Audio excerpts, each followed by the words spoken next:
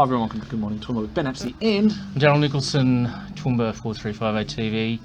More than just a postcode. Just back from Stanny, mate. Had a good run from Stanthorpe to Warwick. Went to Foxy's Bakery this morning. Had a beautiful bacon and egg roll, and went to Topaz takeaway Caravan Park, just out on the highway from Stanthorpe.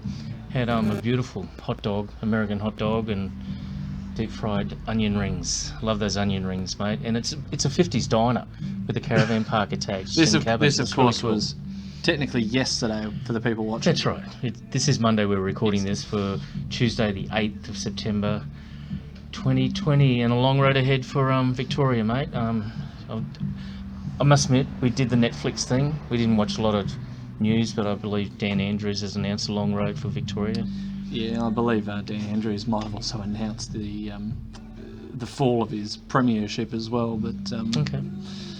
we'll see. What happens. They don't have an election down there for a couple of years yet. There was a meme getting around yesterday with him with a beard, and he said, "This will be over soon," and it was 2050. God. Just be a bit more patient with us.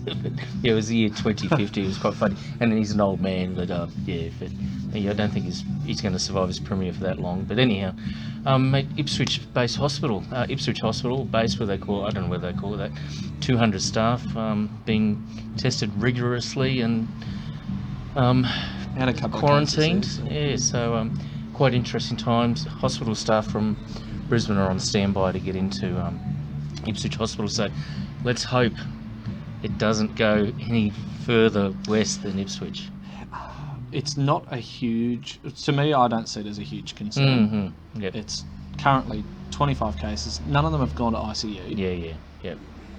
So We'll see what happens. It's quite interesting. So, mate, Monday afternoon, driving back in, bit of rain between, not rain, but drizzles on the windscreen. This on the way out on Saturday. I went out Saturday, Sunday. The road was wet between Stanthorpe and Warwick, so they got a bit of rain, but not a lot. Still, the dam's quite empty out there. Still trucking 1 million litres of water in every day to Stanthorpe. So, let's hope this El Niño weather pattern for the next couple of months is going to bring us a lot of rain. we'll see. We'll see what happens there. Hey? And as I said, our council will be singing Kumbaya if it does rain. We'll get to 100% capacity. In the hope that the dams will get to 100% and they can avoid dealing with the issue of water security for another 5 years. And look, I'd really like to see them get to 100%. I mean, I think regardless of whether the dams get to 100% or not, Yep. but even if they do, they still really need to look at long-term water security. Oh, definitely, and all over the state, not just for us. So far, Warwick. the only people to agree on water infrastructure projects to give us water security have been the LNP with the new Bradfield, and the Liberals federally with the funding for Emu Swamp Dam. That's right. Yep. Down in Stanthorpe. So. That's right. Yeah. So that's all go ahead. Vic Pennisi's been talking about that in the council out there as well. So but I guess the mayor's trying to set up the water network with Southern Downs and Paul's doing some work on that. Western Downs. But mate, definitely dry, and that's understandable. Dry on the way out with winter. The dams, as you're driving out there, you're looking at the dams between Warwick and Stanthorpe. They're running back low to when the bushfires, such as after bushfires. Speaking of which, 1 year today, we had some memories come up with the bushfires in Stanthorpe, and we walked the second bypass.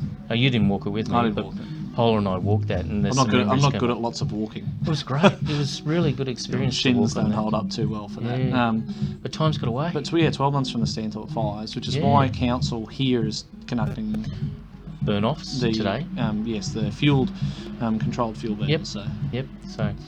Hope you enjoyed our Saturday banter. That was quite good, mate. That went for nearly 30 minutes. Our little banter on Saturday, our live stream. So, and we did talk about Warwick and Stanthorpe and those new magazines you got out there, the visitors' booklets, actually, the visitors' guides. So, it was quiet in Stanthorpe yesterday, Sunday, but it was Father's Day.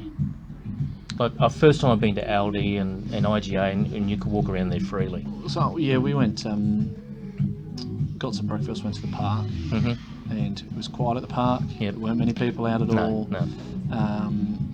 Went to Grand Central to go to the sports shop there. What's it called? Rebel Sport. Rebel, yep. and it seemed just like a standard day. Okay, right. Just like there weren't huge cafe bookings. Yep. Okay. It was a bit interesting. Well, But apparently the golf courses were overrun. Oh, was so it seems that dads all really they want. strange. Yeah, dads all want to play golf apparently. On Father's Day? I don't know. Well, Not my thing. I got my Father's Day. I'm not going to the message golf driving range yeah. and showing people how badly I can hit a golf ball. It's Well- good anger management. I'd rather go. Personally, I'd rather go out to the Sporting Shooters Associating in Charlton and do some firing out there. That's one thing I'd want to do, is get into the range at James Street and shoot off a pistol there. I must do that. It's got to be on my to-do list. I have actually done a story on those guys when I first did 4350 TV, and I wouldn't mind shooting a little pistol off there. But I hope all the fathers had a happy Father's Day, and there's a couple of ladies said to me on Sunday, it's Father's Day every day, which I thought that was quite funny. I don't think it is. No, not going to say anything. No. No, you're pretty quiet, mate. You're pretty quiet, so good. Well, look, we've pre-recorded this. This is Monday, but today is Tuesday, the 8th of September. The time's getting away, mate. Memories of Stanthorpe with the bushfires and the recovery that has come back, and the town is just a totally different town now. The motels are busy, the takeaways are busy. Still 2 pubs closed.